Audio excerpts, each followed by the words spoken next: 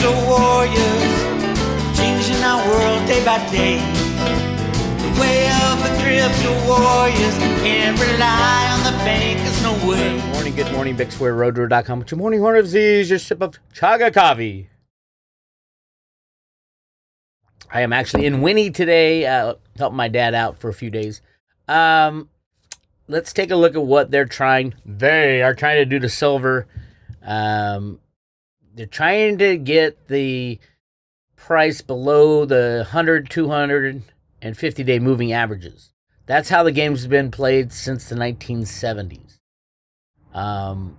They will be able to do it if the Fed and the U.S. Treasury allow them to. They might not allow them to. I don't know. That's the problem. Is there are people that know and they bet on it.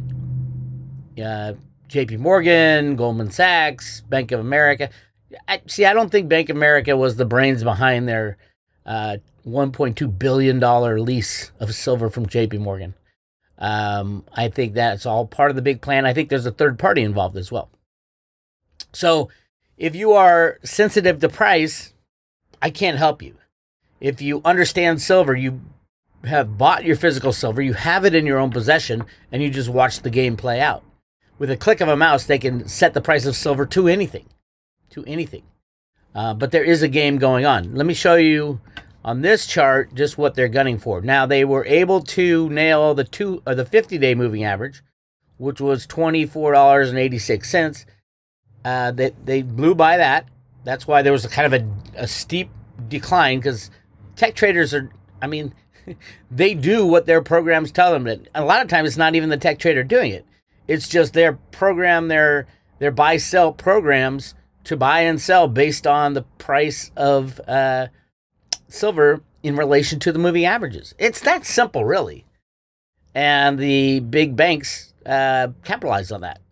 So this is what they're gunning for right here. What would it be? Hold on, let me see here. Let me get this. In the range of $23.80, about $23.85, around there, right at this inflection point. It looks like it's coming down to the next couple days, and then they'll slam it below. Today's Friday. Probably next week they'll slam it below. And then as you see, when it crosses below, it tends to stay down as long as possible. The problem this time is there's too many people that know the game and too many people that want to load up on silver. So you've got your commercial traders, the likes of J.P. Morgan, Citibank, Bank of America, the banks, who want to facilitate this. So they're shorting, trying to get it below. Then they'll dump a big monkey hammer on the price of silver. It'll go below those moving averages, and that's when the tech traders start selling, and then J.P. Morgan, Citibank, those guys get to buy it back at a lower price, usually. Here's the problem. Well, there's a few problems, but one of the big problems is iShares is still short. They're short over 20 million ounces, so they're going to have to load up on physical. So where are they going to get it? Pretty much the only place, the COMEX. But then there's PSLV. PSLV is now up to 158 million ounces, I think. Well short of the criminal SLV, which is at 625 million ounces. But the Sprott, PSLV is a Sprott ETF that I trust. I wouldn't keep my silver in it because if the banking system falls apart, who knows what's going to happen to that silver? Probably be nationalized. But at the same time, I trust that they're going to be able to buy silver. So Sprott only buys when it's the right time to buy, and they'll allocate more money and buy more silver, and it'll be a bigger trust. Here's what Sprott says. They have fully allocated silver. I absolutely believe that. I know it to be true. They redeem for metal. It's redeemable for metals. You can redeem it. They're up. Basically, they're on the up and up. They're trustworthy. It's trustworthy storage. You don't have guys like Bank of America, Virtu Financial in there. Those are the custodians of PSLV. The PSLV custodians. That's where the problem lies. Bear Stearns was one at one time. J.P. Morgan obviously runs the whole gambit because they store the metal. It's such a ridiculous game. But Sprott will be buying under those moving averages. As a matter of fact, I don't think it's still. Sprott wrote a great article on the reason to buy when the price dips. Obviously, I mean, people just forget. So many people are going to be buying silver when it goes over $30. It's ridiculous. Buy it now. Buy it after they slam it below the 200-day moving average, and then you'll do just fine. The other entity that is chasing after silver is these guys, Private Advisor Group. You know, these guys, look at these guys were not here prior to January, first quarter of last year. They were nothing. They didn't even have any silver. Some little birdie talked into their ear, and all of a sudden right here, they owned 1/3 of all SLV. And nobody talks about it. I think I'm the only person in the silver world that talks about this. And then they sold it all, or they redeemed it all, more likely. Then, just in December, it jumped up another 60 million ounces. That is gigantic. Which makes me think these guys are hooked in with the good guys. So the next month, I think it will be, April 15th or so, they have to declare again. I think it's going to be double that or more. And this might be where they're going to get all that SLV on the next price slam. Now, this is SLV because you can take delivery of SLV if you have over 50,000 ounces. And these guys clearly here had 191 million ounces. I think they can take a lot of delivery, and they probably did. But these guys might also, this is Private Advisor Group, might also be the third party that Jenny Moonstone was talking about in the B of A, JP Morgan lease. So they might be getting their silver that way. I don't know. We're going to find out, though. These guys are, Private Advisor Group is also investing in PSLV. Let me show you where that is.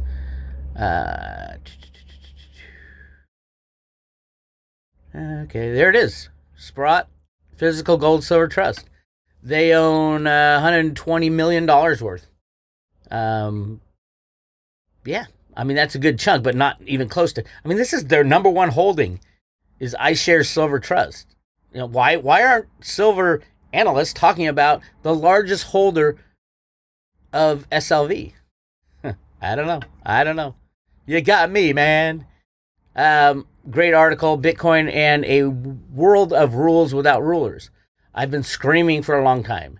There's no NESRA. There's no GESRA. There's no quantum financial system. There's going to be no deciders. And I've been saying that forever. And how did I learn that? The Federal Reserve Bank of Boston told me that in the original Road to Ruta documents. They had 60 questions in their teacher's guide. Teacher's guides are supposed to explain how it's all going to happen. They had 60 unanswered questions. Really, if you want to get smart on what the next financial system, just read the Road to Ruta teacher's guide. There will be no IMF. There will be no World Bank deciding this. There will be no Federal Reserve deciding this. There will be no U.S. Treasury deciding this. It'll be decided by the people, for the people.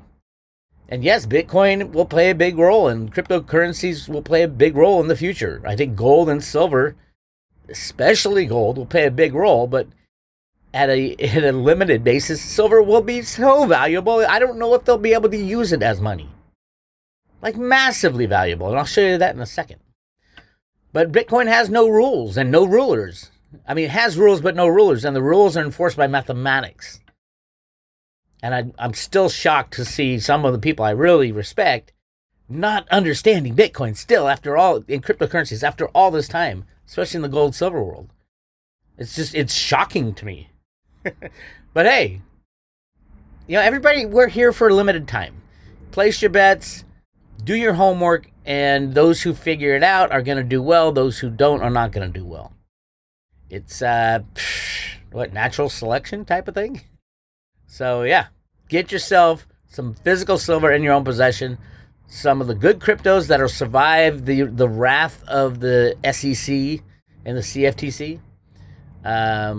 I think Bitcoin will survive the wrath, but I'm not saying they won't slam it first. They want to get as much as they. The only reason the cryptos get slammed is because the bad guys want as much as possible.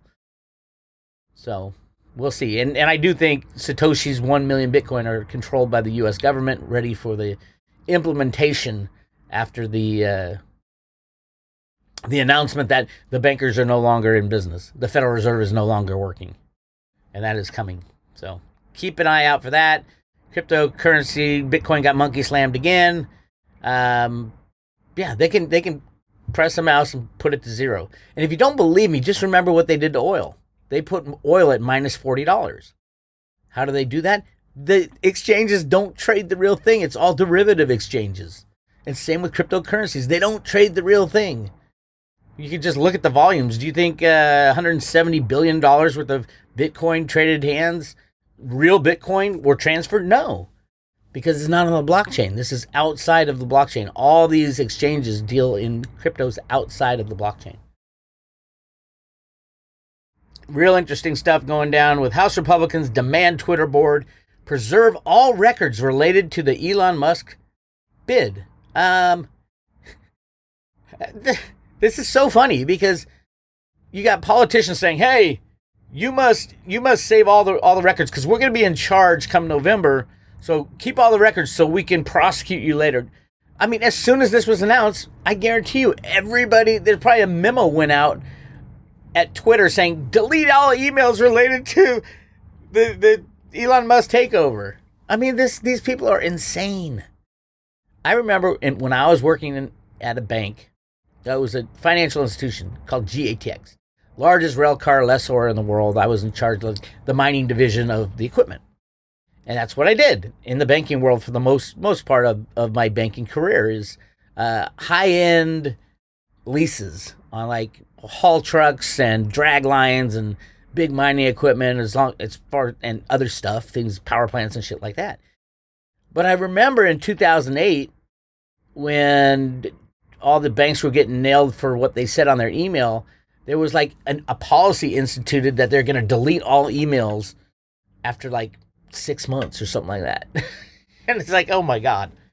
It was just, I mean, not that they were doing anything wrong, but rather they didn't want to be caught for anything that might be construed as wrong.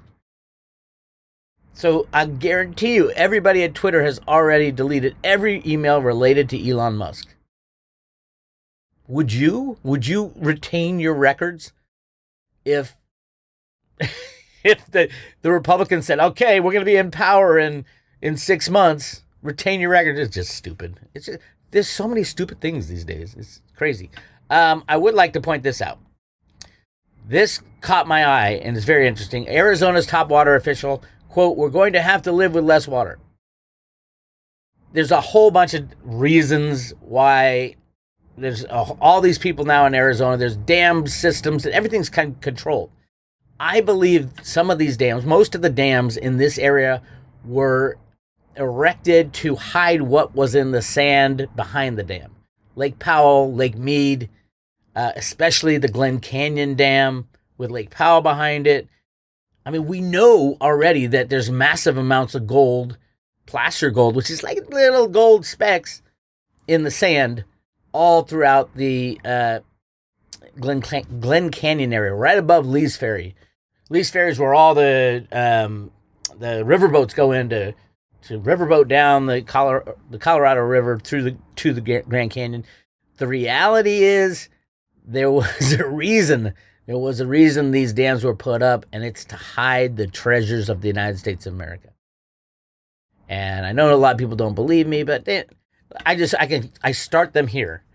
June 19th, 1912. Tell of vast riches in the Grand Canyon. Men engaged in gold dredging operations expect to astonish the world. They talk about billions and billions of ounces in the Lee's Ferry area. I've done so much research on this. I'm not just pulling this out of my ass.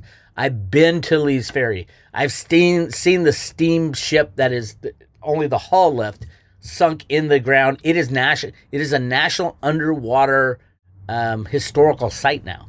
Why would they do that? It's a clunk of rusted metal. That's all that's left. All the wood from the ship was gone. It's just the boiler is there, and it's a hunk of rusted metal and a sign stuck right there that says, "This is a national underwater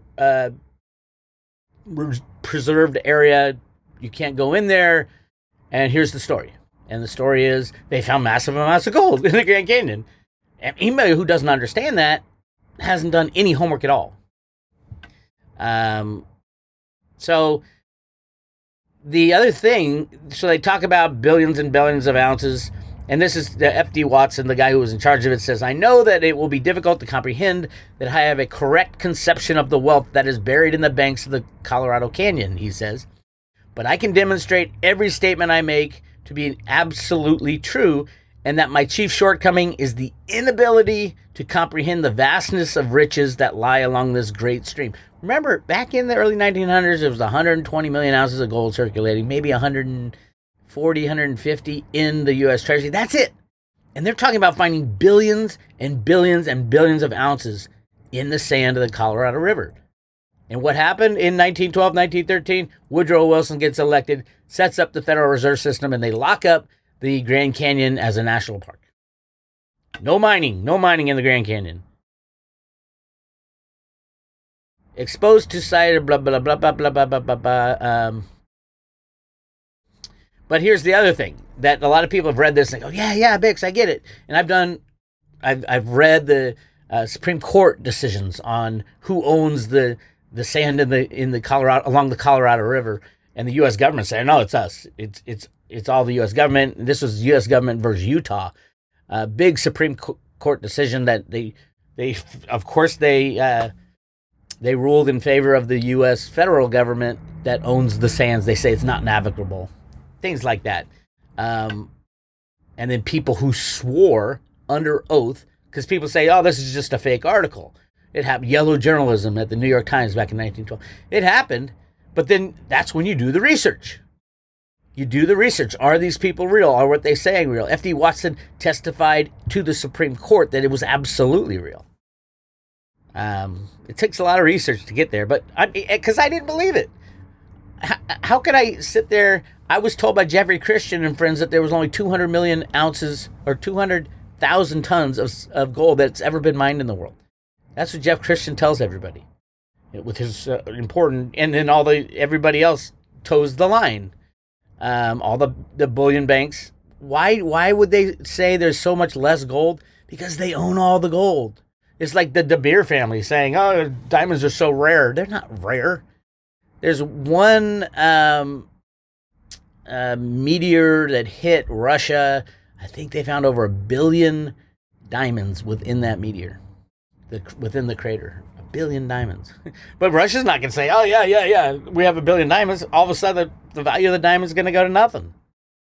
So, but what interests me also, in after seeing this guy say, oh my God, we're going to, basically they're draining Lake Powell and Lake Mead, and what's under Lake Powell and Lake Mead? All the gold. As a matter of fact, they talk about it here. So Lee's Ferry is here. Lake Powell is up here.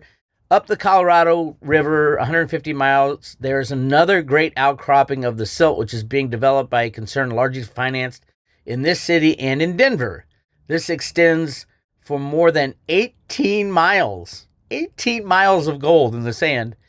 Then it dips down and has been traced only once more before the deposit at Lee's Ferry. So there's this 18-mile stretch of placer gold found in the sand. And then there's one other spot, and then it goes to Lee's Ferry. And all this is dammed up. So when the dams go down, it exposes the gold, and then voila, you're ready to start a new gold standard. Just like Ruta said. So yeah, conspiracy theory, absolutely. And how many conspiracy theories have come true lately? Pretty much all of them. Not all of them, but most of them have. Anyway. That's all I got, except for one thing. I would like to point out that the FAA confirms a YouTuber purposely crashes plane into a California mountain to get it on YouTube. I know who it is. You tell me who this looks like. So he jumps out of his plane and crashes it just for YouTube. Look at that guy right there. Does that look like Snippy? Snippy has his helicopter's license. I think he has a pilot license too. I'm not sure. I think he does though. Look at that guy versus this guy. Look at that. It's Snippy. Snippy jumped out of a plane and crashed the plane. I want Jean-Claude. Jean-Claude and Snippy are on tonight at 5 o'clock on Jean-Claude's channel or Snippy's channel. One of them. Probably both. So JSnip42 and Beyond Mystic 2.